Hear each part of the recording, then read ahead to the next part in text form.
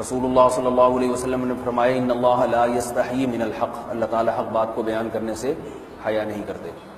تو غسل کے جو مسائل ہیں ان میں بھی بعض دفعہ کچھ ایسی باتیں آتی ہیں جو بظاہر حیا کے خلاف ہیں، لیکن علم کی ایک بات ہے، سیکھنے اور سکھانے میں حیا اگر کریں گے تو پھر ظاہر ہے ساری زندگی جاہل ہی رہے گا انسان۔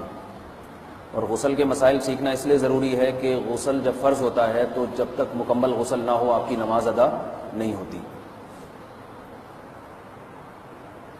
رسول اللہ صلی اللہ علیہ وسلم نے فرمایا الماء من الماء، حدیث ہے کہ غسل فرض ہوتا ہے خواہش نفس کے ساتھ جسم سے منی خارج ہونے سے۔ مرد پہ غسل کب فرض ہوگا؟ جب اس کے جسم سے شہوت کے ساتھ منی خارج ہو۔ منی بالکل سفید رنگ کی چیز ہے، ایک ہوتی ہے مزی۔ شہوت پیدا ہونے سے اگر کسی کے مرد یا عورت کے صرف رطوبت خارج ہونا شروع ہو گئی اس سے غسل فرض نہیں ہوتا، جب تک مکمل شہوت پوری نہیں ہو جاتی اور مادہ منویہ خارج نہیں ہو جاتا، چاہے احتلام کی صورت میں ہو یا کسی بھی طرح سے ہو۔ مردوں کے ساتھ چونکہ یہ بہت زیادہ ہوتا ہے نائٹ فال کی صورت میں، مردوں پر غسل کی یہ صورت بہت زیادہ فرض ہوتی ہے۔ جیسے ہی بلوغت ہوتی ہے تو احتلام شروع ہو جاتا ہے، ہفتے میں 1 دفعہ 2 دفعہ 3 دفعہ، بعض نوجوانوں کو روزانہ بھی 2 دفعہ ہوتا ہے،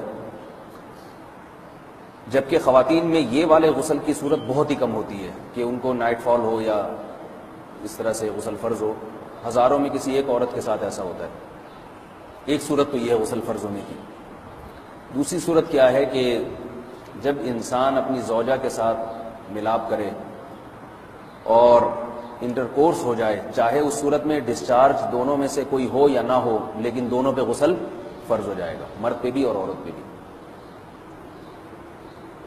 یہ تو مردوں کے غسل کے فرض ہونے کا ہے۔ مردوں کے غسل میں ایک چیز یہ بھی ہے کہ اگر آپ نے رات کو نیند کی اور صبح آپ اٹھے اور آپ نے کپڑوں پہ نشان دیکھا، اب آپ کو یہ پتہ نہیں چل رہا کہ یہ منی کا نشان ہے یا مزی کا ہے، تو بھی آپ پر غسل کرنا فرض ہے۔ یہی سمجھا جائے گا کہ یہ آپ خواب میں ڈسچارج ہوئے۔ عورت پر جو غسل فرض ہوتا ہے ایک اور صورت میں ہوتا ہے کہ جب خواتین کو ایام آنا بند ہو جاتے ہیں، حیض یا نفاس سے جب پاک ہو جائیں تو بھی ان پہ غسل فرض ہے۔ یہ تو غسل کی فرضیت سے متعلق احکام تھے۔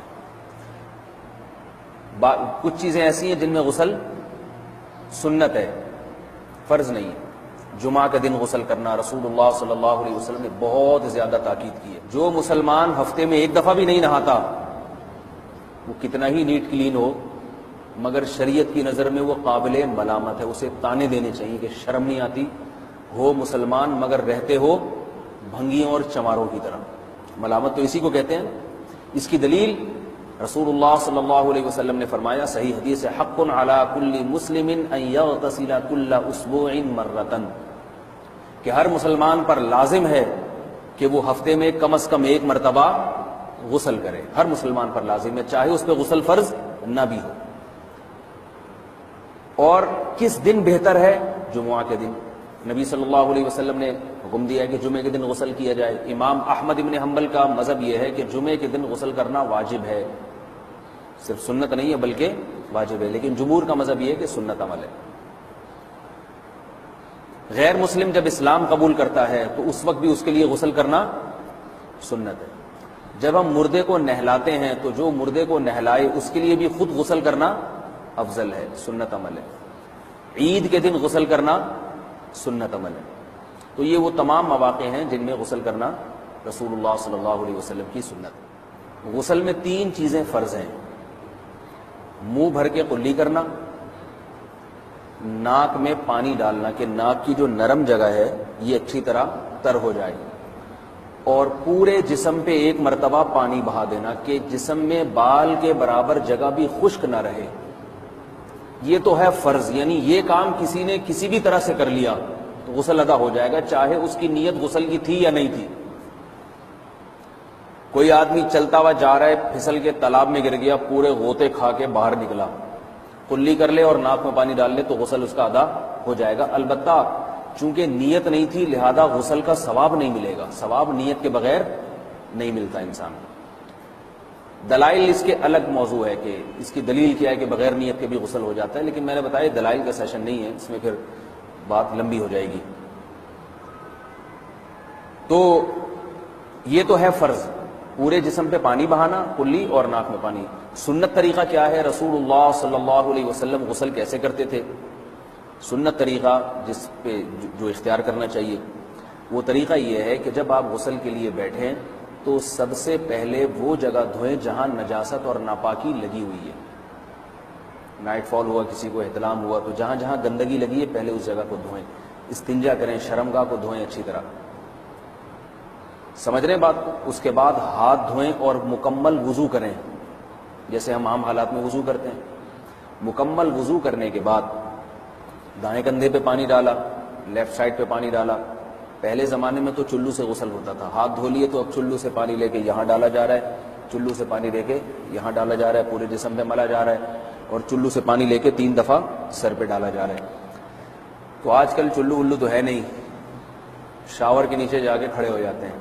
تو اس میں یہ کہ شاور کھولے اس میں کھڑے ہو جائیں، سارے چلو اس میں خود بخود ہی ہو جائیں گے، پورے جسم پہ پانی بہہ جائے گا. نبی صلی اللہ علیہ وسلم کے دور میں یہ جدید چیزیں نہیں تھیں، شیمپو اور صابن. تو آپ صلی اللہ علیہ وسلم بیری کے پتوں سے غسل کی ترغیب دیا کرتے تھے. بیری کے پتوں کو اگر پانی میں پکایا جائے تو پانی میں میل کچیل صاف کرنے کی صلاحیت بہت بڑھ جاتی ہے. ہمارے زمانے میں اس تکلف کی ضرورت نہیں ہے، صابن ملتے ہیں اس سے نہا لے آدمی، نہایا کریں. بہرحال کہنے کا مقصد یہ آپ لوگوں سے. تو یہ سنت طریقے سے غسل ہو جائے گا آپ کا. سمجھ رہے ہیں بات کو؟ سب سے پہلے استنجا کیا، اس کے بعد وضو کر لیا، اس کے بعد غسل کر لیا. اگر کسی نے غسل میں وضو نہیں کیا اور ویسے ہی پورے جسم پہ پانی بہا دیا تو بھی اس کا وضو خود بخود ہو جائے گا. اس غسل سے وہ نماز پڑھ سکتا ہے، کیونکہ بعض لوگ غسل کرنے کے بعد دوبارہ وضو کر رہے ہوتے ہیں. اس کی ضرورت نہیں ہے، کیونکہ جب غسل کرتے ہیں تو وضو والے اعضاء تو خود بخود اس میں دھل جاتے ہیں. یہ ہے غسل کا طریقہ.